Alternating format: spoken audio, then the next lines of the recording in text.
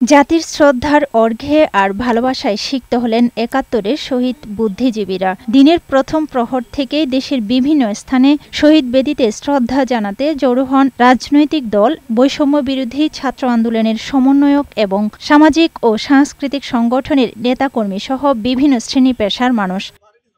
সকালে চট্টগ্রাম নগরীর কুলসী বধ্যভূমিতে একাত্তরের বীর শহীদদের প্রতি শ্রদ্ধা জানান চট্টগ্রাম সিটি কর্পোরেশনের মেয়র ডাক্তার শাহাদাত হোসেন। এ সময় তিনি বলেন, দেশকে মেধাশূন্য করতে পরিকল্পিতভাবে বুদ্ধিজীবীদের হত্যা করা হয়েছিল। শহীদ বুদ্ধিজীবী দিবসে রাজশাহী বিশ্ববিদ্যালয়ের শহীদ বুদ্ধিজীবী স্মৃতিফলকে ফুল দিয়ে শ্রদ্ধা জানান বিশ্ববিদ্যালয়ের উপাচার্য এবং শিক্ষক, শিক্ষার্থী ও কর্মচারীরা। সূর্যোদয়ের সাথে সাথে খুলনার গল্লামারী স্মৃতিসৌধে শহীদ বুদ্ধিজীবীদের প্রতি শ্রদ্ধা নিবেদন করেন বিভিন্ন শ্রেণী পেশার মানুষ।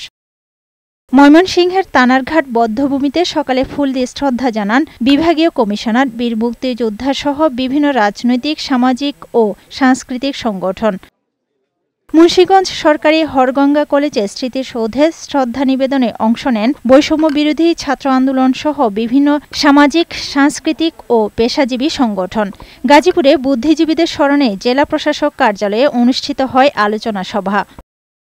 সিলেটে বিভিন্ন শ্রেণী পেশার মানুষ বুদ্ধিজীবী স্মৃতিস্তম্ভে শ্রদ্ধা নিবেদন করেন।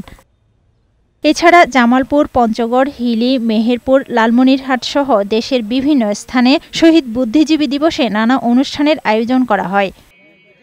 আফরোজা সুলতানা, বৈশাখী সংবাদ।